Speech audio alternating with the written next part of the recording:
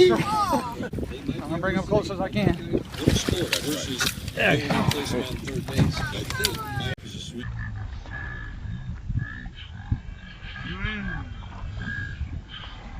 5 a.m. came off early, huh, Nolan?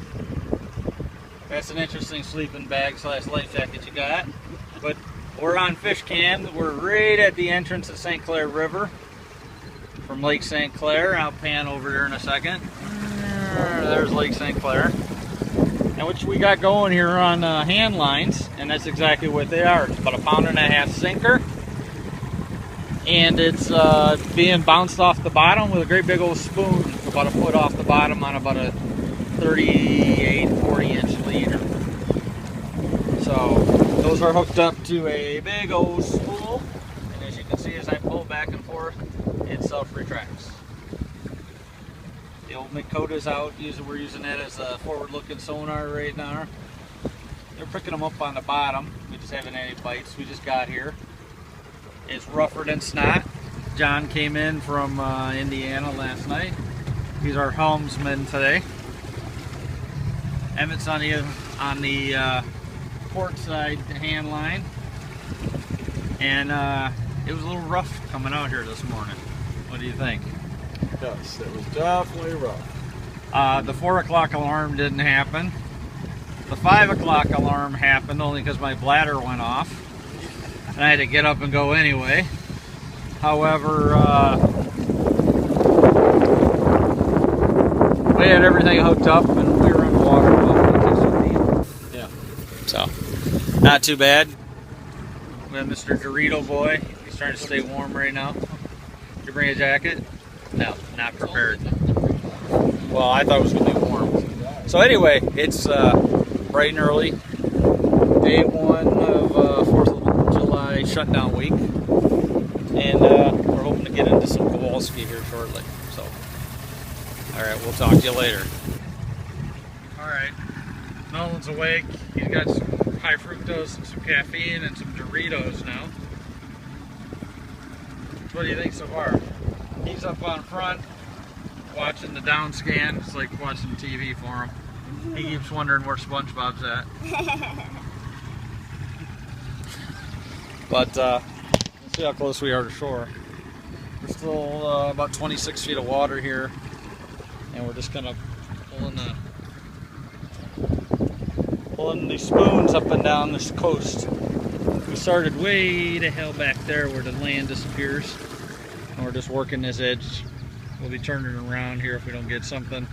But here's the old club up on Parsons Island.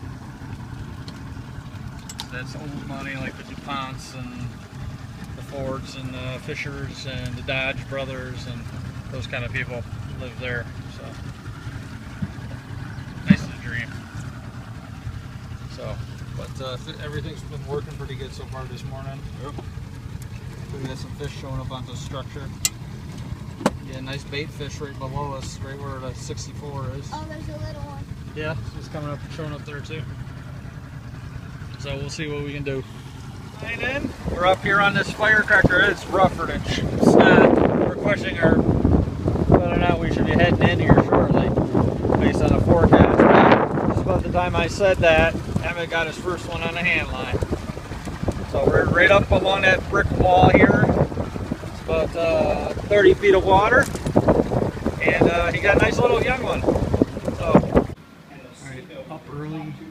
Day 1 of vacation, all that fresh air, fish cam on, we're watching fishing on TV, day 1 of vacation. And it's going to photo bomb.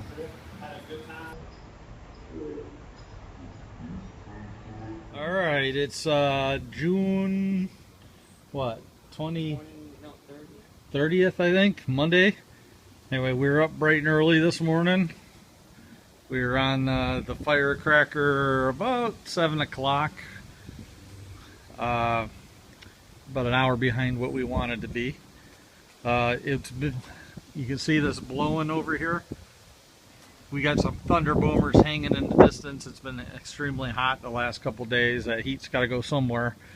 And but we went out there, gave it the old college try. It was blustery. It was rough. We kind of got a little bit of a pounding on the way out there. But so what do we do, Em? I got a fish. Yep. How'd you get it? Hand lining. Yep. He used a method of hand lining. It's old school self-winding reels, which you'll see in the previous ones, but they're on those brackets that we mounted on earlier episodes, and you put them on there, and it's basically you're just kind of pulling the line off by hand, bouncing a 1.5 pound weight off the bottom with a spoon trailing behind it on a big old leader. So we got it right on the Firecracker. It's his first one on the hand line. Nice fish. And what do we do on the edge of the boat when we get a fish? And it's a walleye. And it's a legal size. And then what do we do with it? We keep it. Yeah, and what possessed you to throw the thing back? He wanted a picture. We took the picture. And then he throws it back. What were you thinking? Well, I watched the pros do that on the fishing channel, so... Yeah, so Mr. thought that's exactly what you do, is you throw them back. Anyway, that was meat on the table. But anyway, we got a phone call, kind of a family emergency, and we rushed across the lake in about 3 to 4 footers, and we hit this thing going about balls out. We were flying a few times. I don't think anyone or anything was dry by the time I got it back to the dock.